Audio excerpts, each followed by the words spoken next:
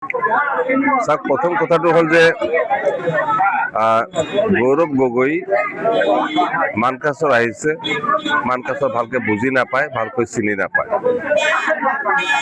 দ্বিতীয়তে, গৌৰৱ গগৈ যদি এই কথাটো কৈছে যে হেমন্ত বিশ্ব শৰ্মাৰ প্ৰক্সি জাভেদ ইছলাম, প্ৰক্সি মানে ৰাইট হেণ্ড, হয় না, নিজৰ মানুহ, তো ঠিকে আছে, তেখেতটো নিশ্চিত মুখ্যমন্ত্ৰী হ'ব, তেওঁলোকৰ চৰকাৰ হ'ব।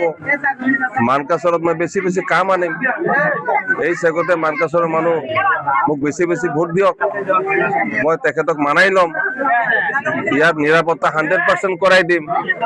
তাৰ উপৰিও ইয়াত বেছি বেছিকে কাম আনিম, সমস্যা বহুল এখন সমষ্টি, ইয়াত উন্নয়ন লাগে, কৰ্মসংস্থান লাগে, নদী ভংগ প্ৰতিৰোধ কৰিব লাগিব, নিজৰ এখন ৰাস্তা লাগিব, য'ত 200-300 কোটি টকা লাগিব।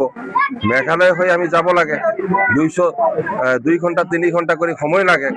আমাৰ কিমান মুচিবত, আমাৰ বাপ দাদা কষ্ট কৰি গৈছে, আমি কষ্ট কৰিলোঁ, এটা অনিশ্চয়তাত এটা ৰাজ্য য'ত আমি কেতিয়াবা 1 মাহ 2 মাহ যাব নোৱাৰোঁ। গতিকে এইটোও নিষ্পত্তি হৈ যাব।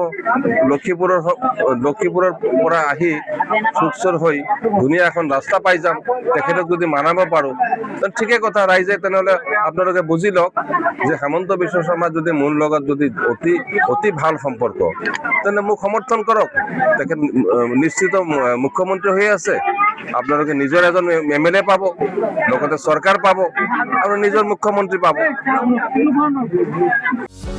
যিকোনো খবৰৰ বাবে যোগাযোগ কৰক আমাৰ এই নম্বৰত 9181 307 2221।